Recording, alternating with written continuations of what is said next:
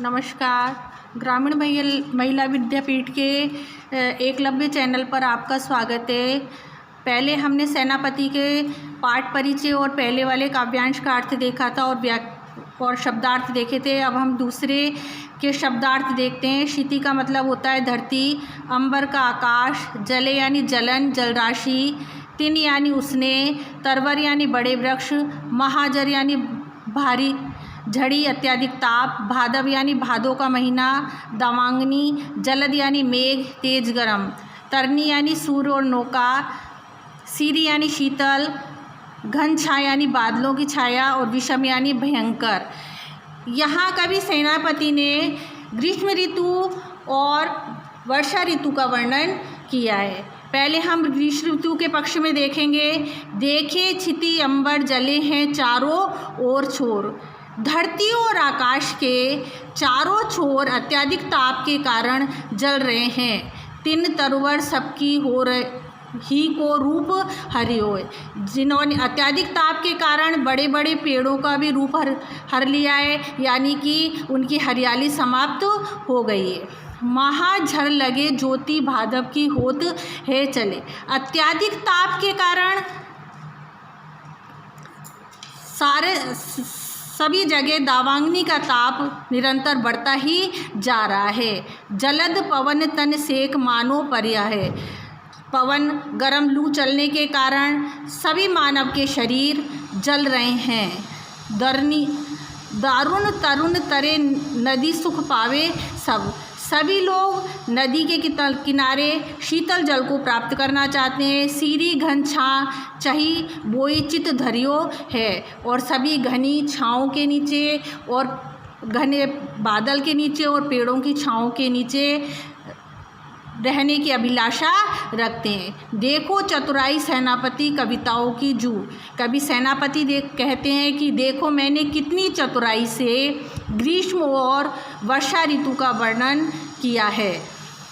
अब वर्षा ऋतु के पक्ष में देखेंगे। देखे क्षिति अंबर जले हैं चारों ओर छोर। धरती और आकाश के में चारों दिशाओं के अंदर पानी ही पानी दिखाई दे रहा है। तीन तरुवर सबको ही रूप हरियो है। अत्यधिक बाढ़ आने के कारण सभी पेड़ पौधे उखड़ गए हैं। महाझर लगे ज्योति भादव की होत चले। यह क्रम भादव ऋतु तक चलता है। जलद पवन तेक सेक मानो परा है। वर्षा की बूंदों से बचने के लिए शरीर को बचाने के लिए व्यक्ति एक स्थान से दूसरे स्थान पर जाते रहते हैं। दारुण तरनी तरे नदी सुख पावे। अत्यधिक वर्षा के कारण नदी को पार करना कठिन होता है। सीरी घनछा चई बोई चित धरियो है। सभी लोग वर्षा की बूंदों से बचने के लिए एक स्थान से दूसरे स्थान पर छिपते फिरते हैं। देखो चतुराई सेनापति कविताओं की जू। कवि सेनापति कहते हैं कि देखो मैंने कितनी चतुराई से ग्रीष्म और वर्षा ऋतु का वर्णन किया। अब हम तीसरे के शब्दार्थ देखेंगे। दामनी यानी बिजली, सुरचाप यानी इंद्रधनुष, दमक यानी चमकना, झमक यानी बरसना या गर्जन करना, काल्पी यानी मोर, कल यानी मधुर, जित यानी इधर उधर, सीकर यानी जल की बूंदें, समीर यानी हवा, तरसावन यानी व्यतीत करने, विरेजुर यानी विरह का ज्वर, मदन यानी कामदेव, सलील यानी पानी। दामनी दमक सुर चाप की चमक श्याम। यहाँ कवि सेनापति ने सावन ऋतु की वर्णन किया है कि सावन ऋतु आने पर सब और बिजली चमकने लगती है।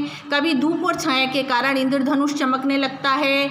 घटा की झमक अति घोर घन और अत्यंत घटाएं छा जाती हैं और वे घोर गर्जनाएं करने लगती हैं।